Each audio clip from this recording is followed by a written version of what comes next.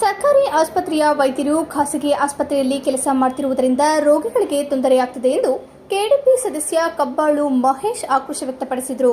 ಪಟ್ಟಣದ ತಾಲೂಕು ಪಂಚಾಯಿತಿ ಸಭಾಂಗಣದಲ್ಲಿ ಶಾಸಕರಾದ ಸಿಎನ್ ಬಾಲಕೃಷ್ಣರವರ ಅಧ್ಯಕ್ಷತೆಯಲ್ಲಿ ನಡೆದ ಕೆಡಿಪಿ ಸಭೆಯಲ್ಲಿ ಕೆಡಿಪಿ ಸದಸ್ಯರುಗಳಾದ ಕಬ್ಬಾಳು ಮಹೇಶ್, ಗುರುಪ್ರಸಾದ್, ಮಧುಸೂದನ್, ಯೋಗೇಶ್ ಮಾತನಾಡಿ, ಪಟ್ಟಣದ ಸರ್ಕಾರಿ ಆಸ್ಪತ್ರೆಯಲ್ಲಿ ವೈದ್ಯರ ನಿರ್ಲಕ್ಷ್ಯದಿಂದ ರೋಗಿಗಳು ಹೈರಾಣಾಗಿದ್ದು, ವೈದ್ಯರು ಸರ್ಕಾರಿ ಆಸ್ಪತ್ರೆಯಲ್ಲಿ ಕೆಲಸ ಮಾಡಿ ಎಂದು ಹೇಳಿದರೆ ಖಾಸಗಿ ಆಸ್ಪತ್ರೆಯಲ್ಲಿ ಸುಲಿಗೆ ಮಾಡುತ್ತಿದ್ದಾರೆ. ರೋಗಿಗಳು ಸರ್ಕಾರಿ ಆಸ್ಪತ್ರೆಗೆ ಬಂದರೆ ಚಿಕಿತ್ಸೆ ನೀಡದೆ ಖಾಸಗಿ ಆಸ್ಪತ್ರೆಗೆ ಕಳುಹಿಸುವ ನರ್ಸ್ಗಳ ದಂಧೆ ಹೆಚ್ಚಾಗಿದೆ. ಈ ಬಗ್ಗೆ ಸಾಕಷ್ಟು ದೂರು ನೀಡಿದರೂ ಸಹ ತಾಲೂಕು ವೈದ್ಯಾಧಿಕಾರಿಗಳು ಕ್ರಮ ವಹಿಸುತ್ತಿಲ್ಲ. ರೋಗಿಗಳಿಗೆ ಚಿಕಿತ್ಸೆ ನೀಡಲು ಆಗದೇ ಇದ್ದರೆ ಕೆಲಸದಿಂದ ಹೊರ ಹೋಗಲಿ, ಅದನ್ನು ಬಿಟ್ಟು ರೋಗಿಗಳಿಗೆ ತೊಂದರೆ ನೀಡುವುದು ಸರಿಯಲ್ಲ ಎಂದು ಆರೋಪಿಸಿದರು. ಸರ್ಕಾರಿ ಕೆಲಸ ಸಿಗದೆ ಪುಣ್ಯ ನೀವು ಕೆಲಸ ಮಾಡಿರ್ತೀರಿ. ಈ ವಿಚಾರಗಳೆಲ್ಲ ಆದರೆ ಸಿಸಿಟಿವಿ ಎಲ್ಲ ಇದ್ದು ಬೇಕಾಗಿಲ್ಲ ಅಂದ್ರೆ ನಾವು ಪ್ರಶ್ನೆ ಎಷ್ಟಿ ಮೂರ್ತಿ ಕೆಡಿಪಿ ಕರಿತೀವಲ್ಲ ಆದ್ರೂ ನೋಡ್ತೀನಿ, ಇನ್ನಾಟಿ ಮೂರ್ತಿ ಆದ್ರೂ ನೋಡ್ತೀನಿ.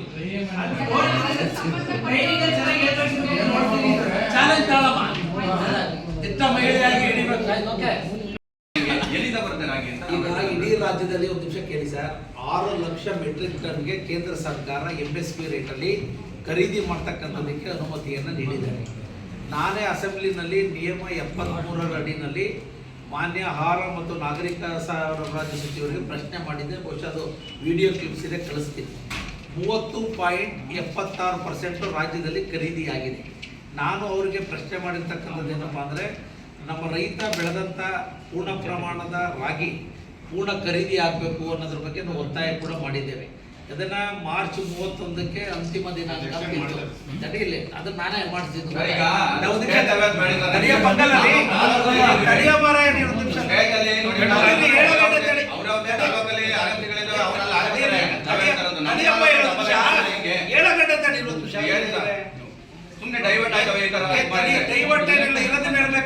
ಅಸೆಂಬ್ಲಿಯಲ್ಲಿ ಮಾತಾಡಿದ್ರು ಡೈರೆಕ್ಟ್ ರೆಕಾರ್ಡ್ ಆಗಿರ್ತಾರೆ. ಕನ್ಕ್ಲೂಡ್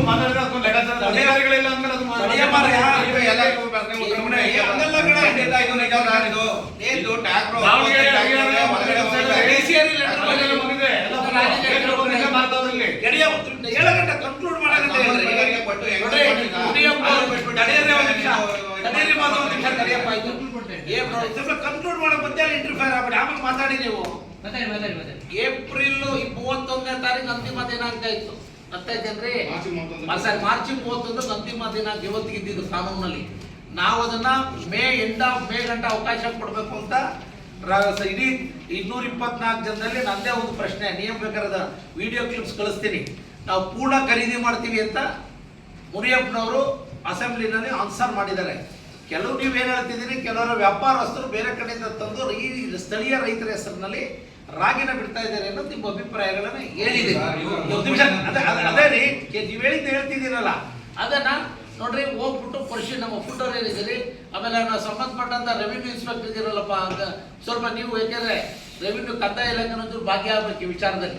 ಆಯಾ ಹೋಬಳಿ ಅಧಿಕಾರಿಗಳೇನಿದ್ದಾರೆ ಫುಡ್ ಡಿಪಾರ್ಟ್ಮೆಂಟ್ ಜೊತೆ ಪರಿಶೀಲನೆ ಮಾಡಿ ಅಂತವೇನಾದ್ರು ಪ್ರಕರಣಗಳು ಬಂದರೆ ಜಿಲ್ಲಾಧಿಕಾರಿಗಳಿಗೆ ನಿಮ್ಮ ಮೂಲಕ ರೆಕಮೆಂಡ್ ಮಾಡಿ ಅದನ್ನು ಕ್ರಮ ತಗೊಳ್ಳಿ.